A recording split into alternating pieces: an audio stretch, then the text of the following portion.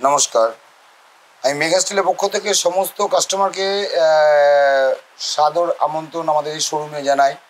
বিশেষ একটা কারণের জন্য সবাইকে এইটাই বলতে চাইছি যে আমাদের এই যে প্রোডাক্টটা নকডাউন ফার্নিচারের এই যে প্রোডাক্টটা আপনারা দেখেন, modern furniture, MDF particle board, এর উপরে মেন যে প্রবলেমটা আগামী দিন কাস্টমাররা 4 বছর 5 বছর বা 3 বছর পর ফেস করেন, সেটা হচ্ছে সার্ভিসিং।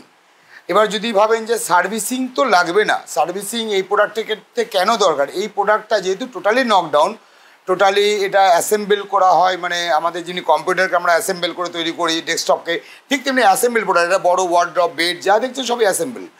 এবার এই ক্ষেত্রে ধরুন আপনি পাশের ঘরে শিফটিং করতে যাচ্ছেন, অথবা কোনো কারণে আপনার ঘরের মধ্যেই কোথাও শিফটিং করতে, আপনি যদি ঠেলেন তাহলে প্রোডাক্টের ইন্টারনাল হেয়ার ক্র্যাক এসে যাবে, এবং সেটা আপনি বুঝতেও পারবেন না যে হেয়ার ক্র্যাকটা আসবে দিয়ে আস্তে আস্তে প্রোডাক্ট কী হবে, আস্তে আস্তে বেন্ড হতে শুরু করবে। এই বেন্ডিং টেন্ডেন্সি কী হবে, আপনি যখন জামা কাপড় রাখছেন ওয়ার্ডরোবের ক্ষেত্রে তখন দেখবেন যে বেন্ড হয়েছে, আর যখন দেখবেন যে বেডের ক্ষেত্রে তখন দেখবেন যে মাচাটা আস্তে আস্তে বেন্ড হয়ে যাচ্ছে। তার কারণটা কি? ওটা যেহেতু ঠেলার জন্য, ডিউ টু পুশিং। এর কারণটা হচ্ছে আপনি পুশ করেছেন না বুঝে, ওটা মেঝেতে টাইলস বা ইয়েতে আমাদের একটা মাইক্রো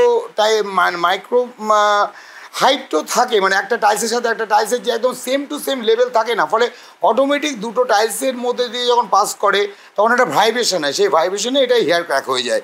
এই প্রোডাক্টের মেন জিনিসটা হচ্ছে আমাদের সার্ভিস ওরিয়েন্টেশন, আর যেটা আমাদের এই ইন্ডাস্ট্রিতে, সে অনলাইন বলুন অফলাইন বলুন যাবতীয় বলুন, এই মানে আমাদের এই ফার্নিচার এই নকডাউন ইন্ডাস্ট্রিতে 90% ডিলার বা সেলার এরা এটার উপরে একেবারেই কোনো সার্ভিসিং দেয় না। মানে বললেই যাবেন, আপনি 1 দিন 2 দিন 3 দিন 10 দিন বলবেন আজকে যাচ্ছি কালকে যাচ্ছি, মানে আমাদের এই আইটেমের ওপরে ফিটার্সের ওরিয়েন্টেশন খুব কম।